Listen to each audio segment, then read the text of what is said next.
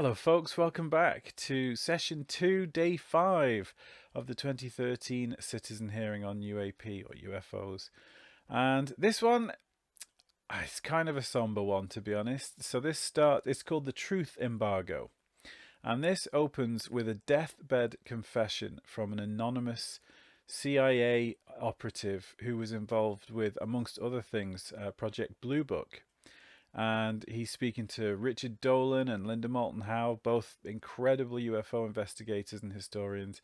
And it really talks about the secrecy and the things involved. And Project Blue Book, for example, having this kind of facade with fake cases that were easily disprovable, whereas sort of behind the curtain there was a lot going on and a real investigation.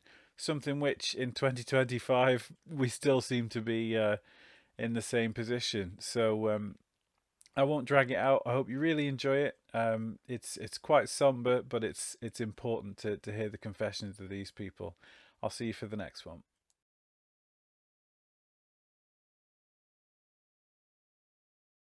Excuse me. We need to start with the oath. Would you please swear in the witnesses?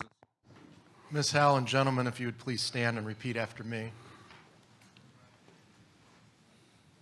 I do hereby affirm that I will tell the truth and nothing but the truth to this committee today. Thank you. Yes, and this is what's been, well, this is the, as I understand it, the Truth Embargo panel. Is that a fair statement of this panel? Great. And a film, as I understand it? Yes. Yeah, thank you.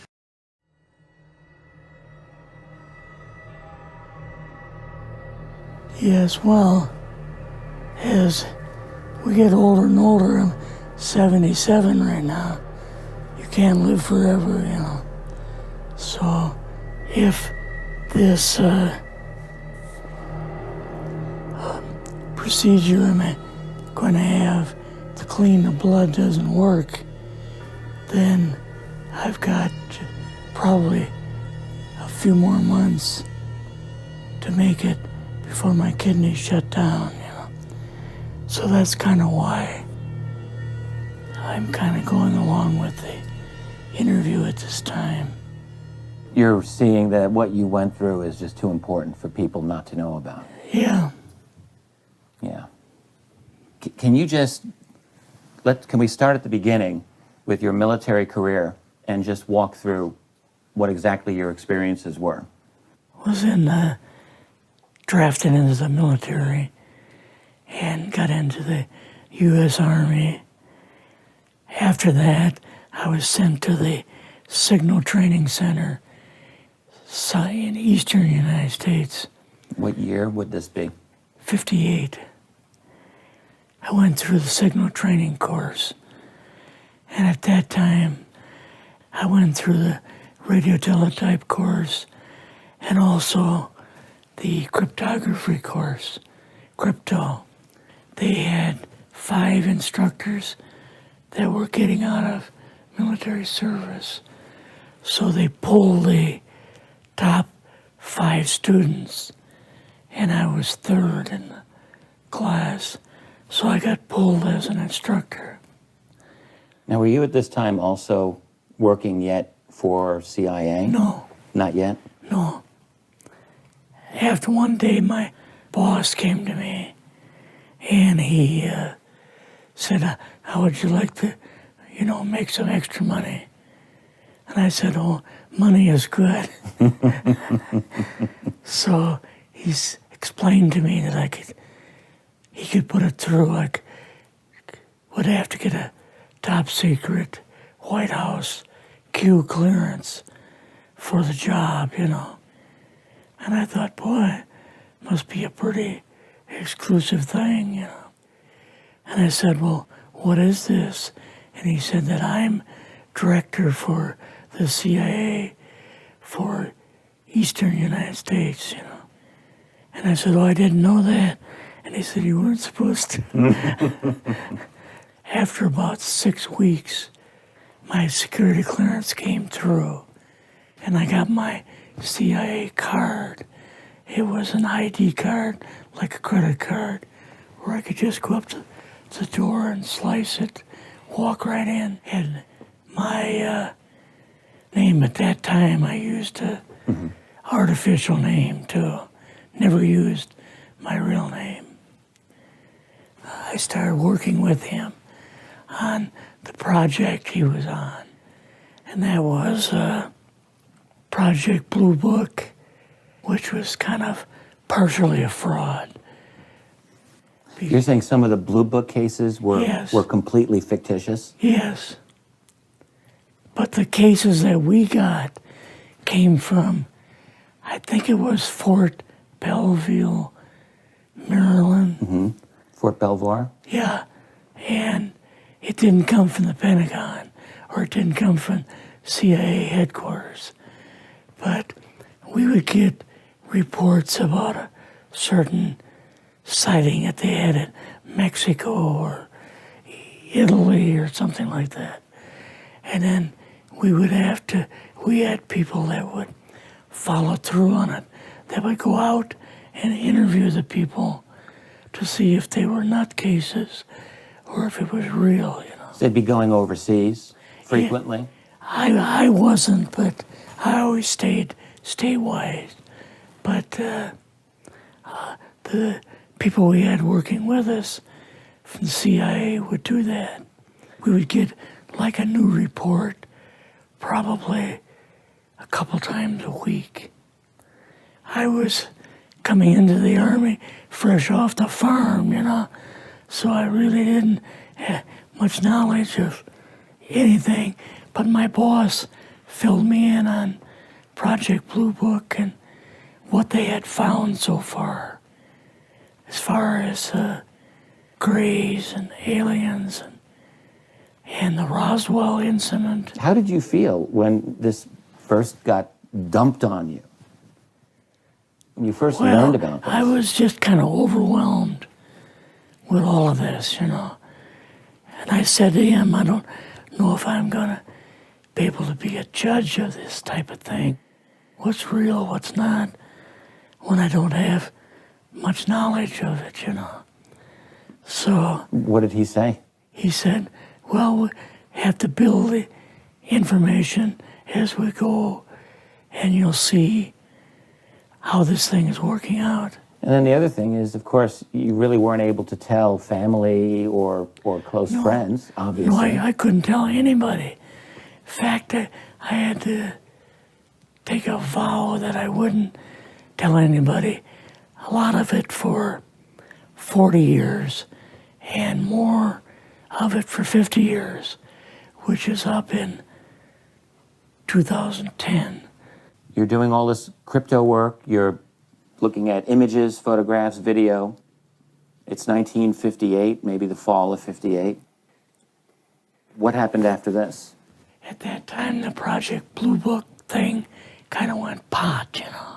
If you remember, back in those days, they kind of declared it as a nothing, you know.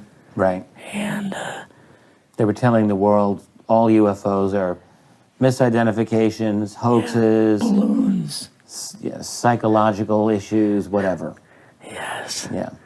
So my boss came to me and he says, we've both got a new assignment. And he says, oh, I said, where are we going? Oh, he says, we're going to the Capitol. We're going to be part of the Eisenhower push. He's trying to find out something all about these aliens that MJ-12 was supposed to find out, but never sent back reports to him. The MJ-12, the UFO control group, were they calling it MJ-12 at that time? Yes. They called us in, went into the Oval Office, and President Eisenhower was there and Nixon, and they said, we called the people in from MJ-12 from Area 51 and S4, but they told us that the government had no jurisdiction over what they were doing. So being a general, past general, you didn't tell him to go to hell without any real good reason, you know. So he said, I want you and your boss to fly out there. I want you to give him a personal message. And he says, I want you to tell them, whoever is in charge, tell them that to get in, they have this week, coming week, to get into Washington and to report to me. And if they don't, I'm going to get the First Army from Colorado, and we're going to go over. We're going to take the base over. I don't care what kind of classified material you got. We're going to rip this thing apart. Eisenhower was going to invade Yes, Area 51. Yeah, with the First Army. So you go out with your superior. Yes. You fly out. You land. What happens? Can you describe this whole process? What you saw? It took us the 13 or 15 miles south to S4 and like different garage door openings. Okay. And in these garage door openings, they had like different saucer crafts. The very first one had the Roswell craft in. It was kind of crashed up, but apparently every alien that was in it died except for a couple. So you see the Roswell craft, and what are some of the others that you see? Well, the Roswell craft was really strange because it looked like real heavy aluminum foil. We could rock next to it, and you could rock it. The whole thing probably weighed 150, 300 pounds. Could they tell what the source of power was of this craft? Yeah, it was like a reverse gravitational thing of some kind. In fact, one later on, I got the mathematical code for reversing gravity in a 3x5 card. I guess there are different types of grays and so on. How did you see that evidence? Well, at the later on at S4, we viewed the autopsy film, and then the colonel said, "What we've got in here is we're interviewing a gray alien." All right, right there. How did you feel at that moment? Well, I thought, boy, we had no idea we were going to see the real thing. All we saw was film. You had to have a little bit of heart racing at that Yes. moment. My boss was able to go in and had a partial interview with him. So what did this gray alien look like? Could you describe him a little bit? This one looked a little bit oriental. So I'm just wondering if it looked almost human, what about this didn't look human? No, it didn't look human as far as the skin tone and basically the shape of it and the size. How was its head size compared with a normal human, for example? Brain was kind of a little bit bigger. And some of the nose was very, very small. And the ears were just like holes. Mouth was very small. Now, why were they bringing you out here at all, anyway, to see an alien? What was the point? To go back and tell the president they actually had one. So he did not know at this point No, if there was an alien No. at S4. no. What did you do then at Area? Were you done, or did you have other things to do at Yeah, S4? so basically we were kind of done. Went back to Area 51. They took us into the main building, and there we saw a U-2, which of course we didn't know existed. And a model of the SR-71. Yeah, the Blackbird. So, but like I mentioned earlier, it was not a model of the current Blackbird. It's an earlier version. But an early version. Did you go directly to Washington after this? Yes. Or did you go somewhere else? How did they get, did you fly regular airline or? We flew back to the commuter plane back to the air base, and then took President Eisenhower's Lockheed Electra back to Washington. You and your supervisor, Yeah. superior officer, and now you're meeting with the president? Yes. Can you describe this? Well, we met with him in, the second story of the old OSS warehouse building. And Eisenhower and Nixon were there. And also Hoover was there. So he asked us what was going on. And we told him about the alien, the whole situation, and the black projects and so on. And he was just totally shocked. He appeared for the first time to be worried. You know, like he was worried. I would think that Eisenhower would, I mean, he certainly knew that flying saucers were real. Yes. He knew that there were aliens. So I guess I'm just wondering, what would he have been, really surprised about? Surprised about the black programs.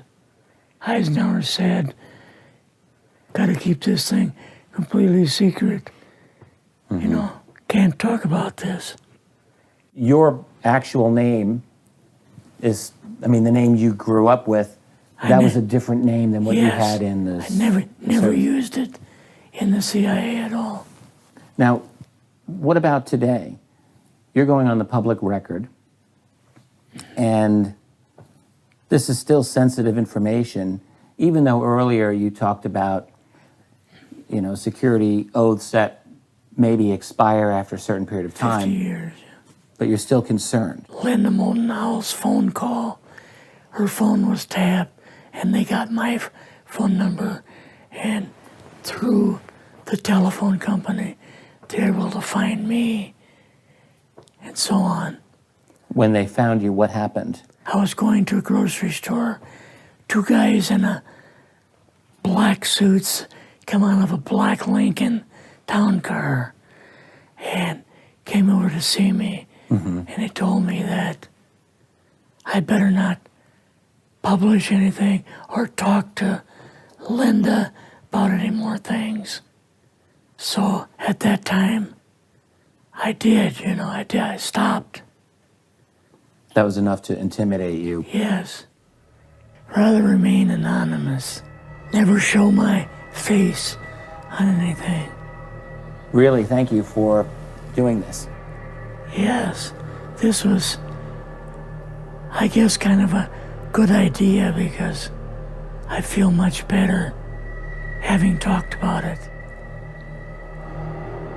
I kind of feel like there's a load off my shoulders. Really? Because I had an awful lot of secrets that I had kept over the years.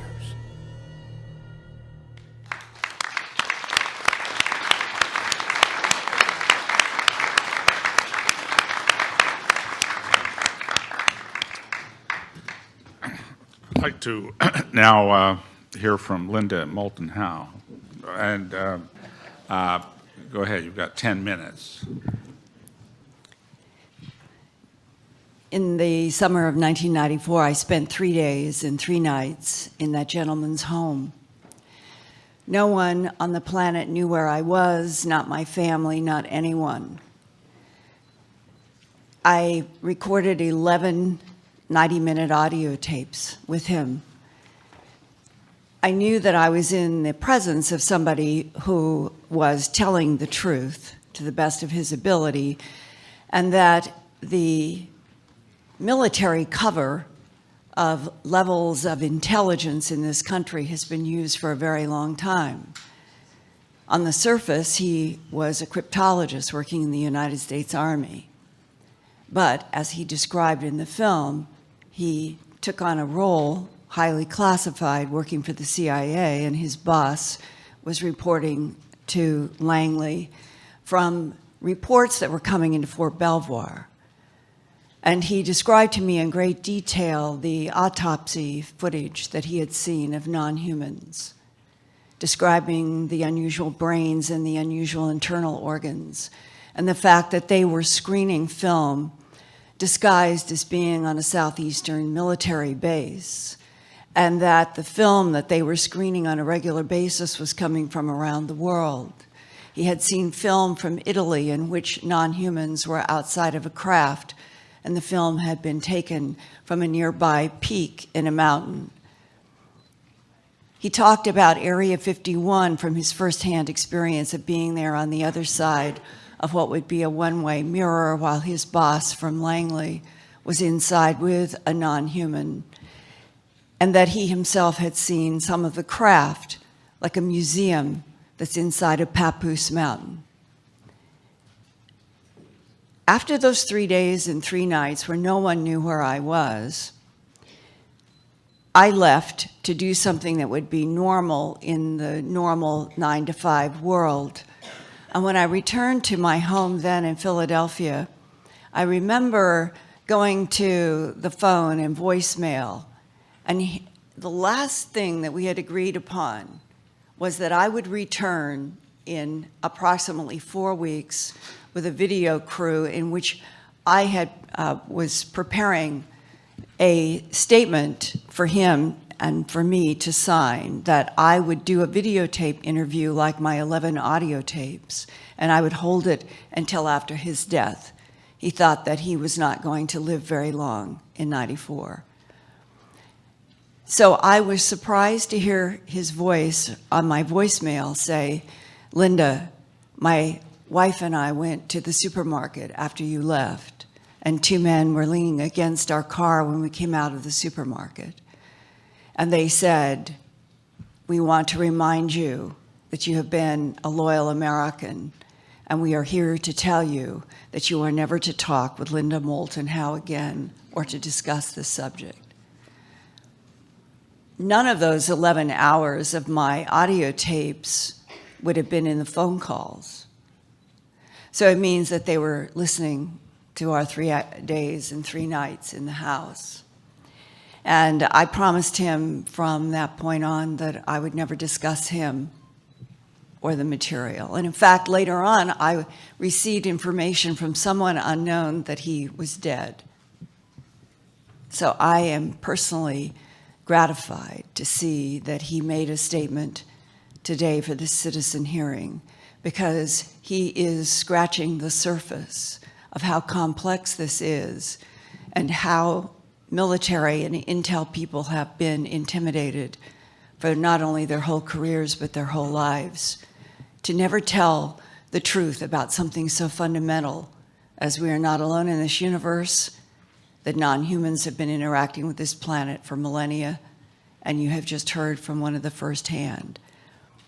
I had placed before you a prepared statement concerning truth embargo and a whole other experience that I had in Kirtland Air Force Base in 1983 that would have been a decade before being able to talk with this man.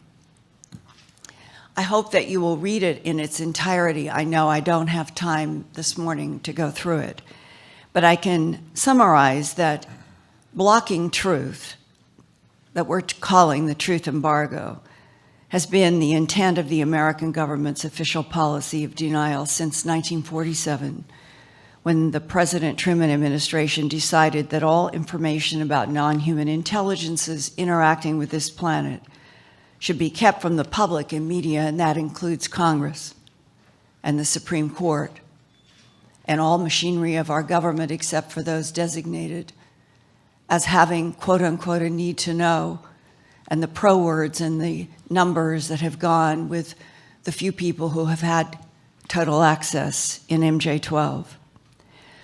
I encountered truth embargoes repeatedly as I investigated the bloodless, trackless animal mutilations in Colorado and the surrounding region for my TV documentary special, A Strange Harvest, beginning in September of 1979.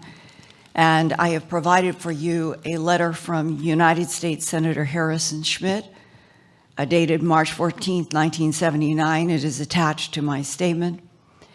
And it was a letter that Apollo astronaut and then U.S. Senator Harrison Schmitt of New Mexico had sent to constituents announcing a conference in Albuquerque to be held on April 20th, 1979, to discuss the ongoing and persistent problem of animal mutilations, and he wanted the Department of Justice and the Federal Bureau of Investigation to investigate. And that 1979 meeting was held, and 5 months later, in September 1979, as Director of Special Projects at the CBS station in Denver, I began what became a 9-month, 18-hour-a-day, 7 days a week investigation. And I went to Santa Fe, and I did an interview with Senator Schmitt. And one of the most important things that he told me was, to my question, are you aware of any intelligence committee or any agency that you have communicated with who has told you that we are dealing with extraterrestrial biological entities as the perpetrators of worldwide animal mutilations, as law enforcement repeatedly had told me? And I remember the pause and the look on his face when he said no, and I remember that his next words were, "But I am not surprised at your question or the implications." And his request as a United States Senator to have the Department of Justice and the Federal Bureau of Investigation formally investigate animal mutilations was blocked. He told me that firsthand. The rest of the pages of the statement that I have submitted to you occurred after I was contracted with Home Box Office on March 21st, 1983, to do an hour special that would follow up A Strange Harvest about the animal mutilations, and they had a working title in the contract that I would produce for them, an hour special called UFOs, the ET Factor. And at the time, there was an attorney in New York named Peter Gersten. He was the first attorney to file against the CIA, the NSA, National Reconnaissance Organization, the Defense Intelligence Agency, and other military agencies under the brand new Freedom of Information Act, FOIA, for documents that those agencies had. And what Peter Gersten found was, initially, the Central Intelligence Agency denied that it had any information or documents, but that the National Security Agency had 118. So he would send the Central Intelligence Agency's formal letter to the National Security Agency asking for the documents referenced by the CIA. And the National Security Agency would send him a formal letter referencing the fact that the Central Intelligence Agency had 35 documents shared with the National Security Agency. And eventually, he assembled dozens of documents that came from those agencies, each one pointing a finger at the other. It went to the Supreme Court, and the Supreme Court denied to hear what essentially was a New York attorney representing Citizens Against UFO Secrecy and what was called Ground Saucer Watch under the first Freedom of Information Act, simply asking for information from our government about documents that they all said they had. And even though the Supreme Court denied that they would take on that lawsuit, out of it came many pages of blacked out information that has been held up by Stanton Friedman and others of us over the years, that agencies who are not allowed to speak and who have been responsible for counterintelligence since World War II to convince us that there's nothing to this phenomena are the very agencies. The witness has about 1 minute remaining. They are the very agencies who have the information and have been interlinked with Majestic 12 that was appointed by President Harry S. Truman within a very short period of time after the crash retrievals in July of 1947, and that Majestic 12, MJ12, whatever the letters and numbers are in 2013, the same kind of inner sanctum agency still exists interacting with other inside inner sanctum black agencies. There is a parallel black budget, there's a parallel government, and this is how the truth that this gentleman described and that many people in our government have known since at least 1941, when there was another crash retrieval from Missouri and an instrument called a neutronic propulsion unit was hand-delivered to Oppenheimer for his use in developing and researching what became the atomic bomb. And finally, the truth embargo, so that you would have reference to the two agencies that in the beginning had the most information, the Atomic Energy Commission and the Department of the Navy. All of those documents of all of the truth that he has said that I have tried to report about now for 33 years, they are essentially off limits to any access by Congress or even the president, because they are classified as only under a need to know, and probably Suitland, Maryland archive has them. And the witness is time. Thank you.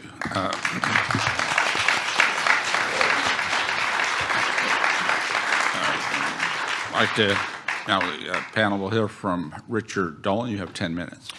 Greetings, honored members of the committee. I'm very pleased about the interview that everyone was just shown and grateful that Linda Moulton-Howe was able to elaborate on that. I'm happy to discuss this also if the committee members have questions, but I have a different angle of approach this time.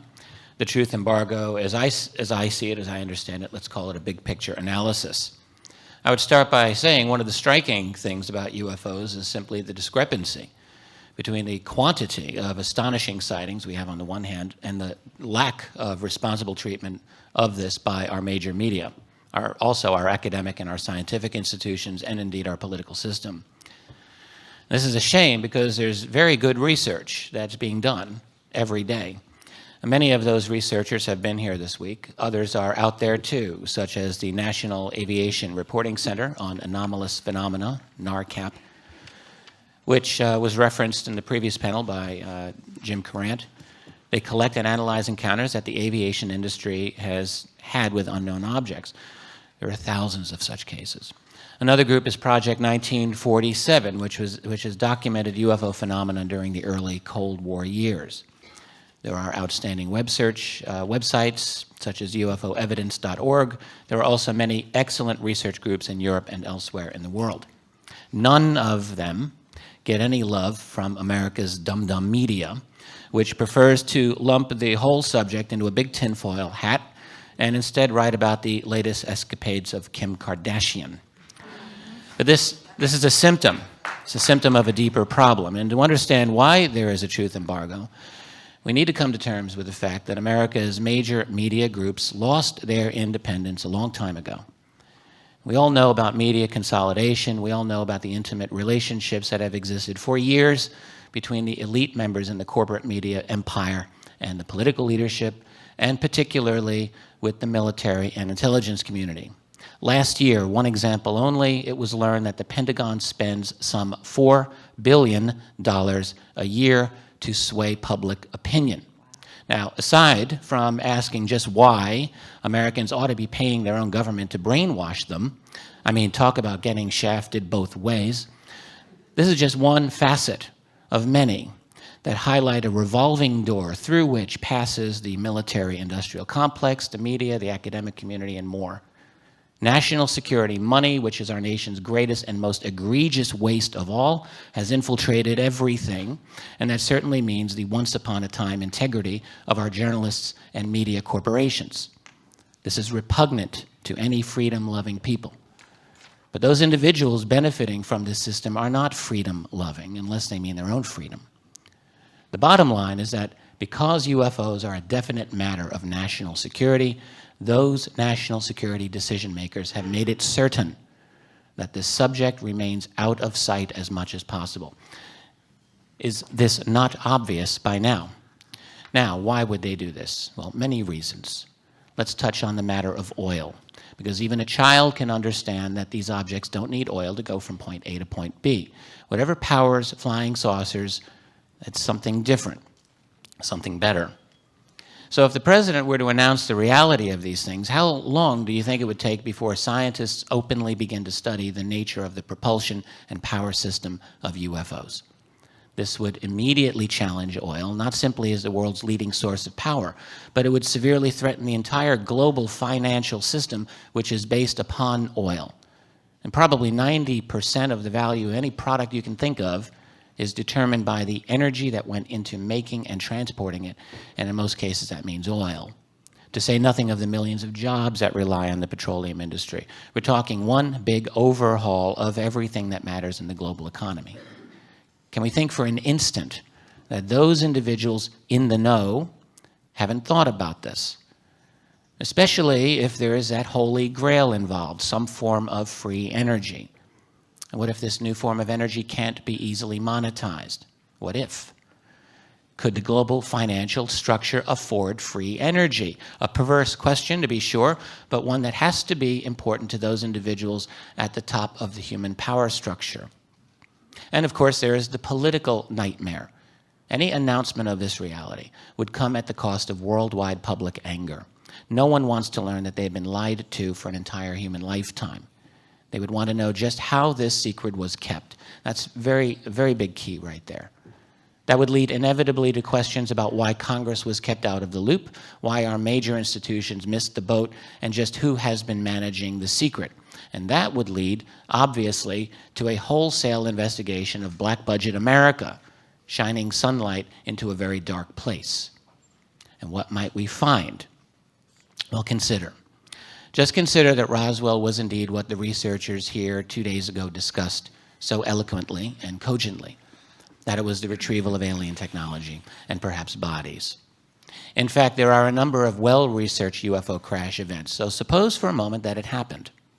That would mean that the cover-up involves much more than mere knowledge of other beings here on planet Earth. It would mean there is possession of such advanced technology as to be nearly incomprehensible, at least at first. Hard to consider, and yet an inevitable conclusion. So what happens when teams of brilliant scientists with total secrecy and nearly limitless black budget funds are able to study recovered alien technology for many years and even decades? Could it not be that, given enough time and effort, even if they couldn't replicate what they found, they might have learned a few things? Some such claims have been made, and it's reasonable to suppose that breakthroughs would have been made. Breakthroughs such as solid-state electronics, fiber optics, high-tensile fibers, lasers, and an array of other money-making opportunities for the defense and other industries. None of this has been proven, but it is also true that the private research undertaken in classified environments is not easy for outside researchers to observe. And in fact, it would be very easy to hide the Roswell connection in the historical treatment of these and other technologies. Another relevant consideration of such breakthroughs is that they would reduce to zero any incentive to reveal the secret to the public. Why give up the goose that lays golden eggs? But now matters become even more interesting, because what if some of the breakthroughs were even more significant? What if they included secrets to what is known as field propulsion or electrogravitics? What if they led to a new source of energy, something that could replace petroleum? To those managing these special access programs, they could never allow such breakthroughs to see the light of day. Of course, those scientists doing the research would need to continue and learn everything they could about electrogravitics, anti-gravity, new sources of energy, and any related topics. Consider also what happens when such breakthroughs become classified. We know it happens all too frequently that public science has become hostage to national security. What we're looking at is a situation in which the classified black budget world, at least part of it, has gone so far ahead of the rest of us, we may, with justice, almost look upon them as a separate society, something I have sometimes called a breakaway civilization. How far ahead might some of that classified world be? Those of us on the outside trying to peek in can only make educated guesses or investigate occasional leaks. My own conclusion, at least for now, is that they are very far ahead indeed, with the ability even to enter and leave Earth orbit with much greater ease than people suspect, perhaps a clandestine space fleet, most likely a significant built infrastructure, a large portion of which is deep underground, and even, why not, possible encounters with non-human intelligences. Why would that be so impossible? To what extent would such a group even answer to the President of the United States? Do they rather answer to private, international, financial powers, which basically is how the whole world already operates? I had a long conversation once with a retired senior intelligence official. He had given briefings to... I hate to interrupt. The witness has about 1 minute. I just want... I have 1 minute left. Thank you. This gentleman had given briefings to President Reagan. This man knows a very great deal about UFOs and told me that he had spoken to 18 former presidents, CIA directors, and DoD secretaries about UFOs after their retirement. Their attitudes fell into 3 categories. One group, roughly 3 or 4 of them, said essentially, "What's wrong with you? Why waste your time with that nonsense?" Another equally small group made it clear that they had been briefed on the matter and knew that it was serious. But the largest group, at least half of all of the individuals who had been at the pinnacle of power, had said, "You know about UFOs? I would love to know about that, but got nowhere. Can you share what you know?" In other words, our top political leadership, with a few exceptions, is locked out of this subject because they come and go. But the program managers are lifers. They seem to answer to someone else.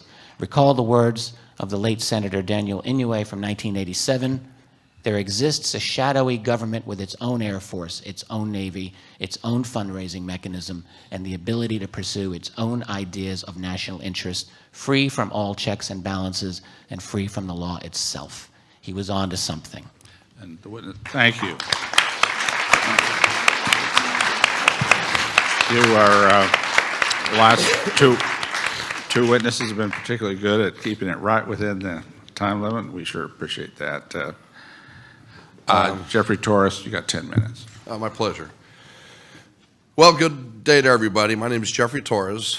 I'm not going to talk about myself much. I'm a veteran. I served the United States Air Force. I'm talking here today about my father. I'm the son of Major Milton John Torres. My father served in the U.S. Air Force from 1951 to 1971. And regrettably, my father cannot attend this hearing as he is now suffering from ill health directly related to combat from the Vietnam War. I told him before I left that I was coming on his behalf, and he expressed his deep gratitude that I was coming here today to testify and tell you folks his story. First of all, I would like to give you a brief history of who my father was and his accomplishments. Dad earned a bachelor's degree in general engineering with a minor in chemistry, and he completed his master's degree in aerospace engineering from University of Oklahoma in 1961. His military career was spent over the span of 20 years. Dad served as a fighter pilot, flying the F-86D, according to him, the best airplane ever made, as well as the F-100. He was a decorated pilot, achieving the title of USAF Command Pilot. Dad flew over 300 combat missions in Vietnam as a forward air controller in Vietnam. He received 13 air medals, including the Distinguished Flying Cross. And I know firsthand that he was even put in for the Air Force Cross, to which he denied because of political reasons, which we'll not get into here. My father attained the rank of major, as well as during his career he also worked with NASA as a chief of range control for the Gemini and Apollo moon missions. After Dad retired from the United States Air Force, Dad worked for Pan Am as an engineer and later acquired his doctorate in mechanical engineering from the University of Miami. My father's last job was as a professor at Florida National University, teaching engineering. During his tenure at FIU, he invented a chemical encoding process using a polymer to prevent catastrophic metal fatigue on aircraft and received a patent for that process.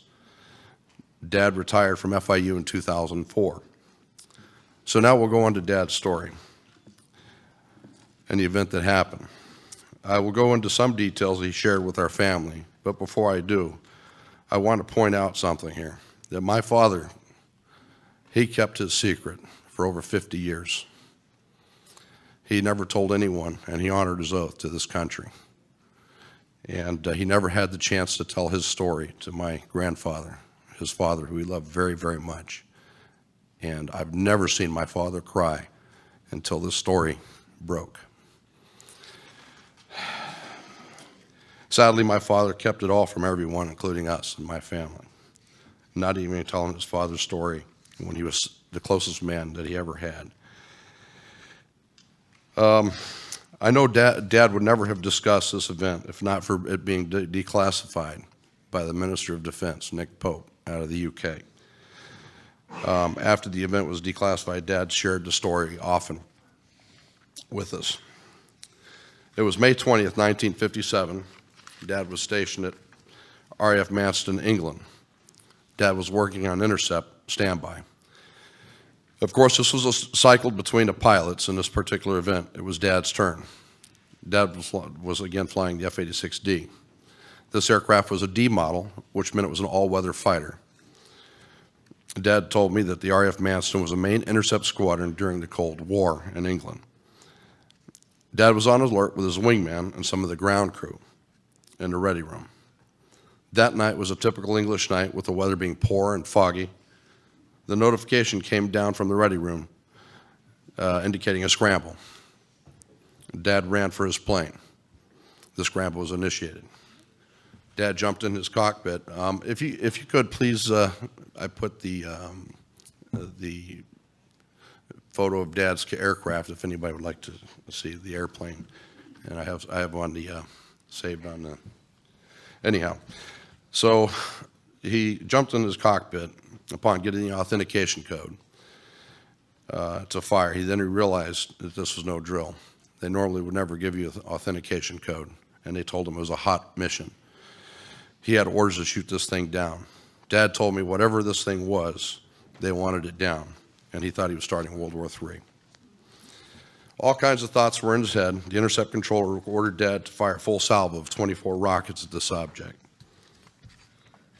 Dad later told me that he knew full well how serious this event was.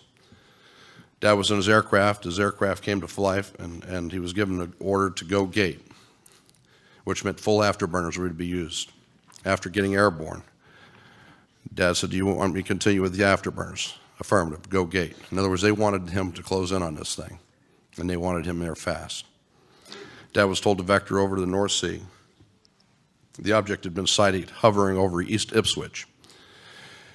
Dad told me he had a confirmation of the target acquisition from the ground radar. His jet flying with full afterburners was now headed towards the North Sea, and Dad was flying at 32,000 feet in full afterburner and heavy cloud cover with zero visibility. However, with his radar was painting a target as big as an aircraft carrier at that altitude. Dad was fast approaching the target, and the object kept pulling in front of him just beyond range. It was toying with him. Finally, he was able to get his radar lock on the object. Dad said this thing was huge, and the blip was so big that it was easy to get target acquisition. Right before he got the instruction to fire from the radar control set, the target made an erratic side-to-side movement and moved beyond range, causing Dad to lose lock on his target. The object then accelerated from 0 to Mach 10 in seconds, and Dad was unable to fire as a result. He lost complete lock. Dad told me his radar, his wingman's radar, and the ground radar confirmed it as well. They had lost lock, and they were totally perplexed as to what happened. So, make a long story short, the most compelling thing Dad said was that this thing was doing things that no ordinary aircraft could do. It was defying the laws of physics, and he was convinced that it was of alien origin. Anyhow, during that time, there was nothing in the Air Force that could come close to it. The F-86 could barely make Mach 0.98 Mach. It would make Mach 1 in its complete dive at the time. And this thing did Mach 10. There was no known aircraft that could do this. So upon landing his aircraft, Dad was contacted by the intercept officer on a secure phone. The person on the line told him that what happened was considered classified and not to discuss this with anyone, from his wingman to his commander. He would be debriefed in the morning. Dad told me he realized how lucky he was, as if he did manage to fire at this object, it probably would have vaporized him. And off the record, he was scared shitless. So he did tell me that the following day, Dad reported for duty. A call came in from a man that was from the NSA, and he called him a spook. For us, it was much more personal, this whole event, because the spook came in and swore Dad to secrecy, that he would never, ever repeat what he'd seen. And it was a matter of national security. The guy showed his credentials. He locked himself in a room with Dad for about a half hour and threatened to pull his wings and everything else that he held dear, including, God knows, his family. And the witness has about one more minute. Okay, I'll make it short. My dad waited 40 years for this, and I forgive me. I'll make it quick here. Guys like my dad are heroes.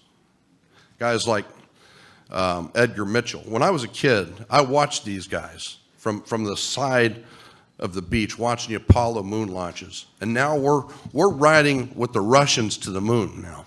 We can't even go ourselves anymore. And yet the media has blasphemized these great men. How can they? How dare them? How dare them, and how dare everybody stay silent here when people like my dad held this secret? People died and that never could tell the secret in Vietnam. It's a shame. It's a real shame that our media is bought and paid for by the Kardashians and the corporate industries of this country and the world. And this truth needs to come out, because there's a lot of people, including my family, who suffered and ridiculed. My father got ridiculed. My brother took phone calls from ridiculing people. And my dad had a PhD. What more do they want? Astrophysicists are saying these things are real, and we're being ridiculed. That's all I have to say, and help this country.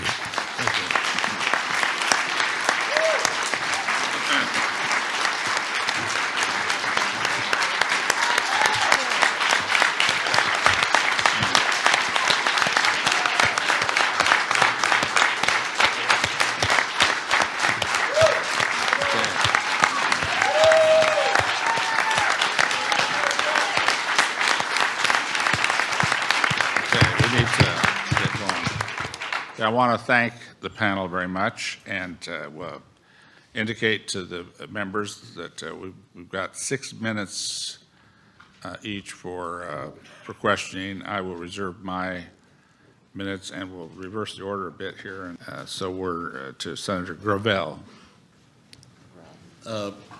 Linda, would you, when this gentleman that was interviewed, and this would go to Richard also, when he was talking about that he saw an extraterrestrial being, was it dead or alive?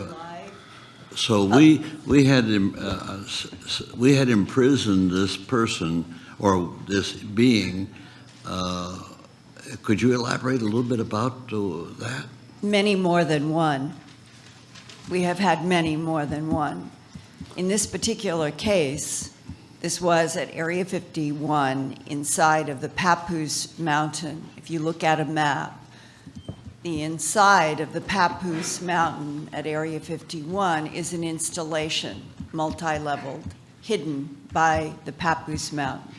Many people have leaked to me and to others about working there. And in there are offices, as we would recognize as offices, and his CIA boss and the man in the film and a couple of others were taken to one of these offices where there was a one-way. On the other side, I don't know, because it's his point of view. Was it a mirror or was it a reflective glass? But nevertheless, the man you just heard was standing on this side of the glass looking at his boss in the room with, I believe it was 2 others. And then the gray alien was dressed in something like they had tried to make it look sort of American. It had on a T-shirt, and as if they had put clothes on it right at the last minute for this meeting.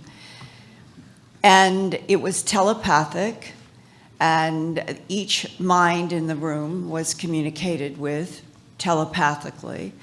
And he had a discussion later on with his boss, and the general impression was that the non-human was trying to answer their questions, but that it was very succinct, and that they asked questions such as, how many of you are here on this planet? There would be no answer. There would be other questions that were of a technical nature, and there would be no answer. And yet, on other questions, they all clearly heard telepathic information. Elaborate on telepathic information. Mind to mind. Mind to mind. I would just add, I recall the witness speaking about that, and certainly it's exactly right, Linda, that what he said to me. In terms of the one, very few specific answers this being allegedly gave, but to one is, why are they here? There was not a direct answer except a reply that we are not hostile, or thoughts to that effect.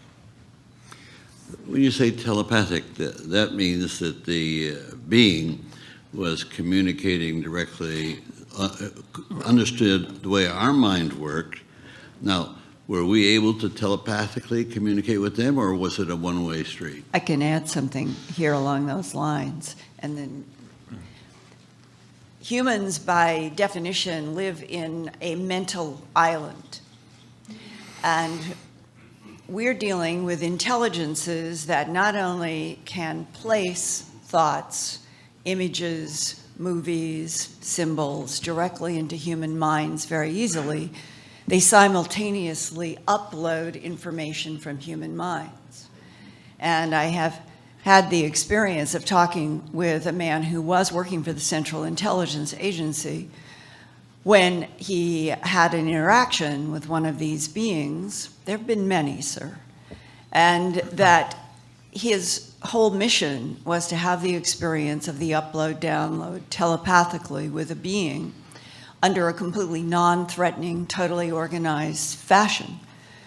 And he told me that they had warned him that the process of the telepathic download, upload usually disables humans. Humans usually faint. And that he had the experience, and the way he described it was, he said, Linda, imagine 7 feature films going through your mind at the same time with heat, temperature, sense, sound, all of the senses and more. And then overlying those 7 feature films are 3-dimensional gold symbols that we would relate probably to Sumerian cuneiform or Assyrian symbols. And that all of that goes through your head in a matter of what your brain, your human brain, not being able to interact, but has a sense of very rapid time. And that when it's all over, as he said, if God asked me what had been downloaded into my mind, I could not tell you, but I know that everything that I have ever lived was uploaded. That is frankly the level of telepathic interaction that has been going on in this planet for a very long time. My time has expired, but maybe later on we'll come back because I have other questions. Okay, thank you. We'll go to Representative Hooley. Yes, thank you, Mr. Chair.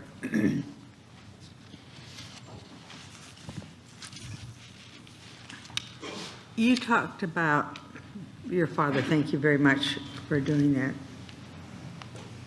That he had kept the secret for years. How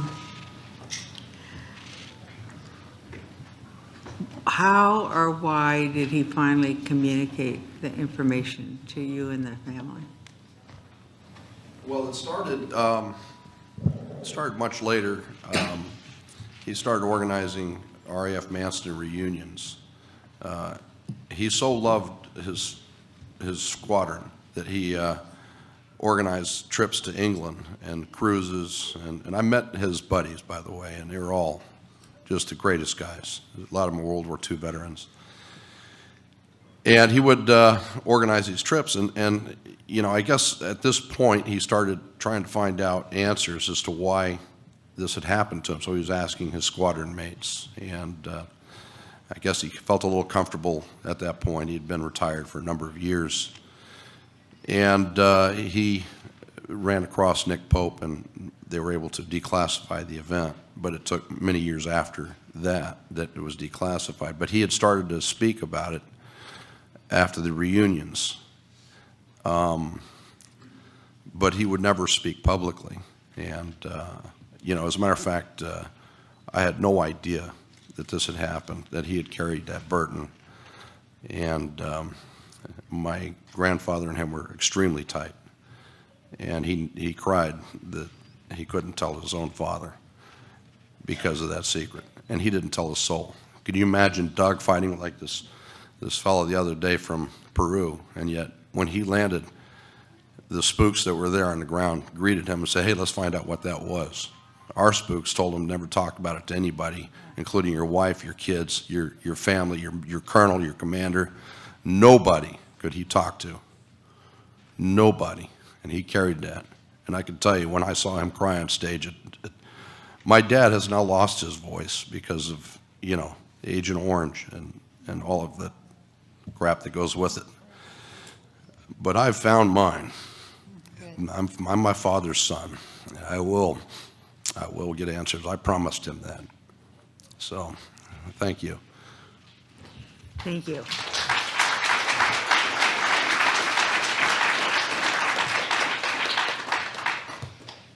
Mr. Dolan,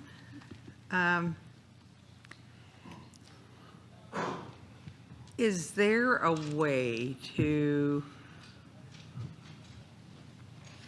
put together people? For example, we've heard a lot over the last 4.5 days about the number of pilots who have seen other kinds of vehicles that are not from the United States or from this world flying. Is there a way to get some of these pilots together? I mean, are they willing to talk about what they saw? Do you know? Thank you for the question. First of all, I would just repeat the name of the organization I mentioned earlier in my statement, NARCAP, which is the National Aviation Reporting Center on Anomalous Phenomena. I mention them because they are very rigorous, very scientific, very low-key, very non-sensational, and deal precisely with these individuals that you're talking about and have done so for decades. There have been a number of cases in which we've had pilots go on the record. In fact, there's no lack of very good data and information out there. The problem is, unfortunately, that these individuals who are all sober and careful and, as you heard in the previous panel, still get ridiculed by the media. They get the tinfoil hat placed on them. This is something that none of us have found a way to get around that, no matter how rigorous we are. In my own work years ago, when I started researching this phenomenon, I had this naive idea, really I did, that if I just did the most rigorous, careful, historical treatment of the phenomenon that I could, then that just might be the magic bullet, the bat that hits the ball out of the park. And, you know, it didn't happen. We keep trying. I would say that we're in an era now where global communication among researchers has improved and is improving so that I am looking forward to, I think, the next few years where there really should be better coordination among groups in the United States and elsewhere to be able to put together events like this. And I think more is better.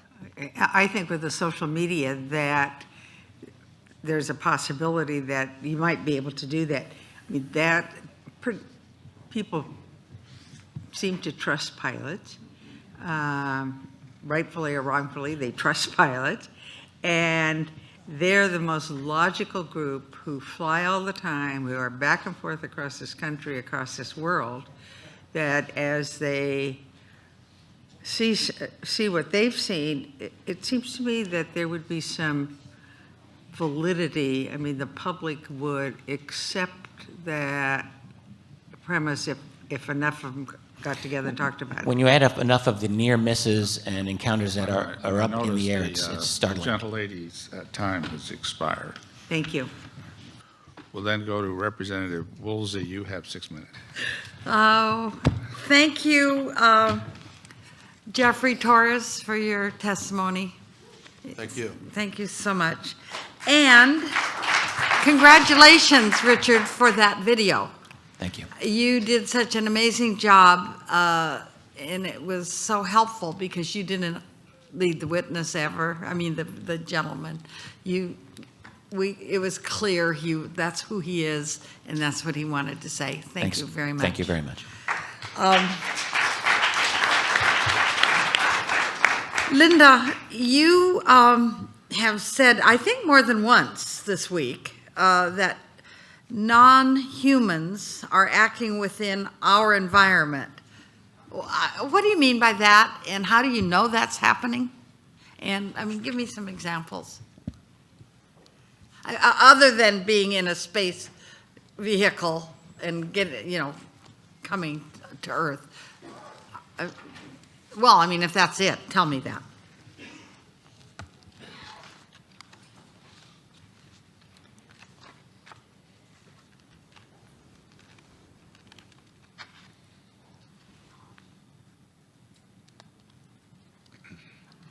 I guess it's the accumulation of so many people that have talked to me off the record, who have died.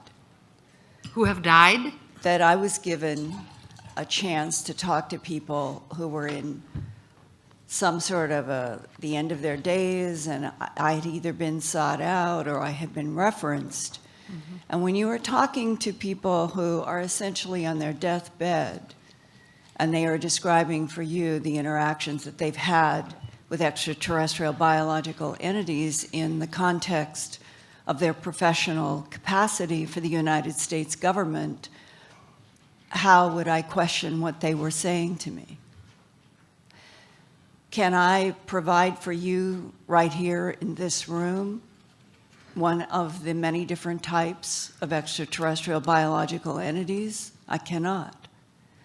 Do I believe that these primarily male individuals who have shown to me at least enough evidence about where they worked publicly, which not always connects to where they get their paycheck, that they are telling me the truth about their life and their experiences with extraterrestrial biological entities, craft, technology, the physics that we have been encountering and stunned by. I believe them. And I'm a longtime TV producer and investigative reporter. And as I have said before, the challenge of getting people on the record is the single biggest difficulty in this entire field, because since World War II, our extremely good and sophisticated counterintelligence units that got us through World War II are exactly the people who took over at the request of Franklin Delano Roosevelt and Harry Truman. How do you keep all of this evolving from the press, the media, Congress, the Supreme Court, and every other government agency? Yeah, okay. But thank you. Somewhere between now and the end of this day, I'd like somebody to describe for me the different non-humans that that have been observed, and what the differences are, and do they intermingle? And I mean, I think we've not asked that question. Well, I can give you at least a short answer. Okay. One man who retired from the Defense Intelligence Agency, who sought me out because of something I had published in one of my 4 books, and he had been exposed to it, but because everything is so compartmentalized on a need-to-know basis, he came to me as a reporter, and it goes to the heart of what he said. He said, my job when I was working for the Defense Intelligence Agency was to study and monitor the geopolitical territorial conflicts of 3 extraterrestrial biological entities who have been involved with this planet for at least 270 million years. He broke them down as blonde-haired, blue-eyed, that we would not distinguish from the so-called archangels of history. The second group would be standing up reptoids, and the third group would be a huge variety of what are called grays.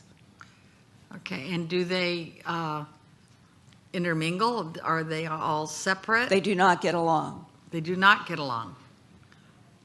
I would add, if I may, that research has pointed out even a greater variety than this. If you want to, depending on how you deal with abduction research, there is some of this that's fairly extensive. They would talk about insectoid-type creatures. And then let's not forget, there are a large number of individuals who have had or claim to have, sometimes I think persuasively, to be honest with you, some form of contact with other beings that is not physical. This is a very difficult subject to get one's hand on, but these stories do not go away. Mm-hmm. Who are these beings? Are they good, bad, indifferent to our fate is another issue we can discuss. In terms of interrelationships, you're asking exactly the kind of question that many researchers still would like to get to the bottom of. Okay, thank you. Tom, my time is up. And a gentle lady, yes, thank you. Jeffrey Torres, I was very interested in your testimony. You said something, and I think I know what you meant, but you didn't exactly say it this way, so I'm going to ask you if this is what you meant, and it's kind of a yes or no question. You said that what your father witnessed in terms of the maneuverability of the particular object defied the law of physics. Well, I don't think physics law, as we currently understand it, says that you can't move very, very quickly. There's no limit on acceleration or velocity, to my understanding. Of course, Dr. Bartlett may be able to help us more than I can on that. But what I think you meant to say is it defies any technology we know that can achieve those kinds of accelerations and motions. Am I correct in understanding that? Well, more than that, what he meant was that if there was a fighter pilot in that other aircraft, he would have died from the G-forces. Yeah. There were so many extreme maneuvers that this thing had made. Actually, that it couldn't have been earthly. He was convinced that it was of alien origin, and he actually, because of that, he actually went to college for his aerospace engineering degree. Sure. And then he worked with Wernher von Braun in the NASA space program under the Saturn and the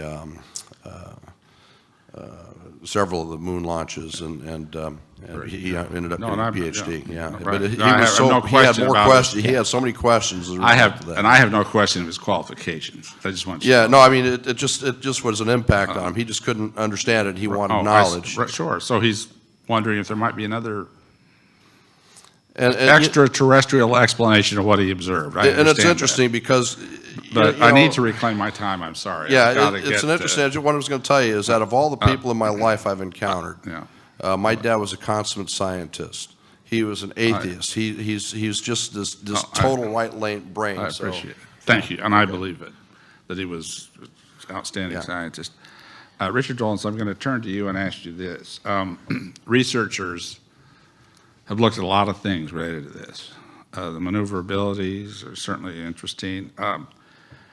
But one of the reasons why I think there is skepticism that these objects have extraterrestrial origins is because of, I'll just put it bluntly, Einstein's relativity theory that nothing can go faster than the speed of light. What are the most compelling studies of people that could explain distance questions without suspending Einstein's theory of relativity, law of physics that's well accepted that nothing can travel faster than the speed of light? Mr. Cook, I'm very, very grateful you asked that question. First of all, I just want to mention that regarding atmospheric phenomena, atmospheric objects that seem to defy the laws of physics, but of course they don't. Nothing defies the laws of physics. So the question was asked previously, why don't they make sonic booms? How do the pilots withstand G-forces? All of this is related. I would just point out there was an outstanding study done years ago by a retired NASA scientist, Paul Hill, who was known throughout NASA as their go-to guy for UFOs. And his exact question was, how is it that UFOs do what they do? And his conclusion in his study, published posthumously in the 1990s, called Unconventional Flying Objects, a Scientific Analysis, was that they do not, if you assume, because nothing works aerodynamically, it doesn't make sense, but it makes sense if you factor in what he called field propulsion. That is a kind of anti-gravity. And in fact, now what he couldn't figure out was what is the source of power for that. No one knows that. But actually, Hill did an outstanding work. His mathematics is very sound, and I would simply recommend it to everyone. Now, the distance problem has also been discussed by a number of scientists in the last generation, probably most famously the mathematician Miguel Alcubierre, who the math on what he did seems to be very, very good according to physicists. Essentially, think warp drive in Star Trek in the sense that if you have a source of power significant enough, it is possible and has been demonstrated mathematically for a craft literally to kind of shrink the space ahead and elongate it behind. You're not violating Einstein's E equals mc squared. It's literally space itself that gets folded. I'm going to reclaim my time only for the reason to just get this last question into you. When you say that you're kind of using anti-gravity as a way of saying we don't have to suspend Einstein's theory of relativity. But if you do that, then you're suspending his second theory, the general gravitational theories. So what I'm asking, let me ask you this. Aren't there researchers out there that have put together concepts or statements or proposed theories that say, hey, if you travel at even 10% of the speed of light, and if you have... Oh, absolutely, absolutely. Okay, in fact, Stanton Friedman, who was here earlier this week, has discussed this at length.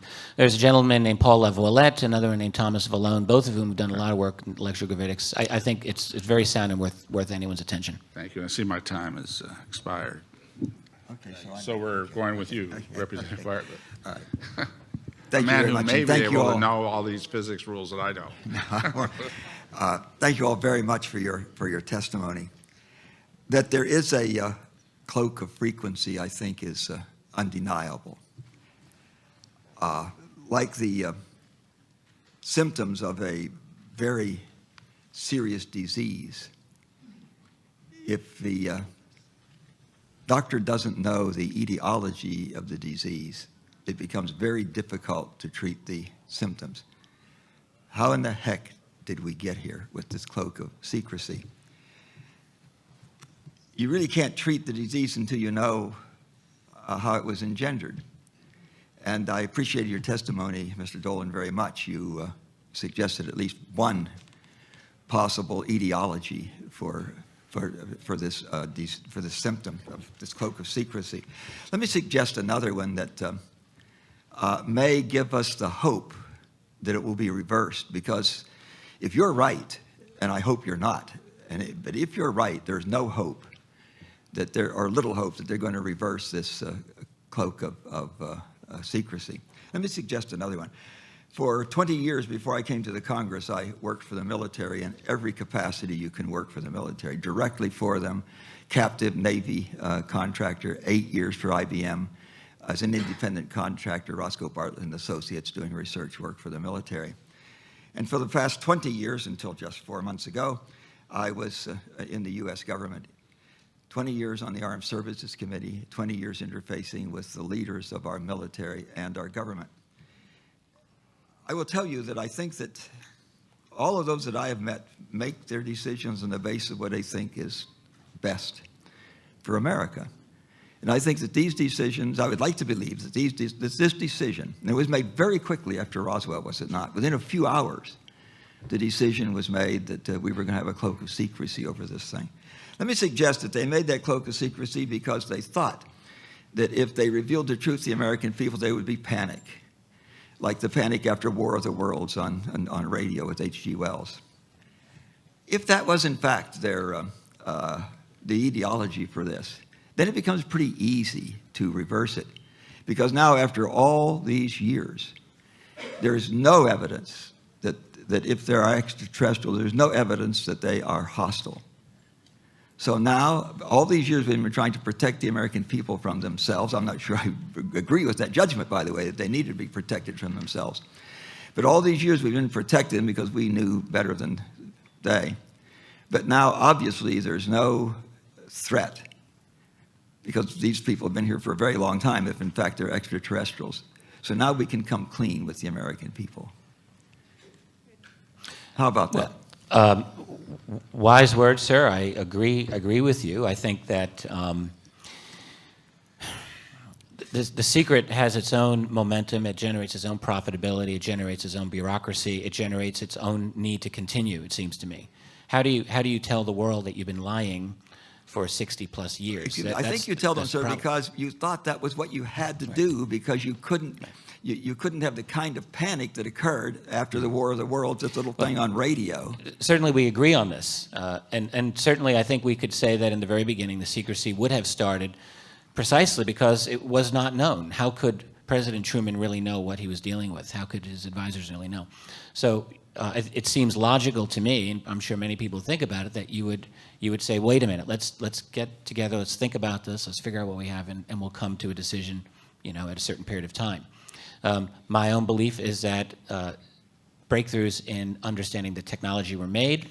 Greed comes into the factor, money comes into the factor, power, and the incentive just goes away. And I think that through the Eisenhower years, at the very least, how quickly, sir, did they know that there were entities, these biological entities? But I hesitate to use that word biological. That's well, this could be it depends on what evidence you judge. There are leaked documents. I consider them legitimate by and large. These are housed. One of the witnesses here, Dr. Robert Wood, is one of the individuals who's discussed them. But they're called the majestic documents.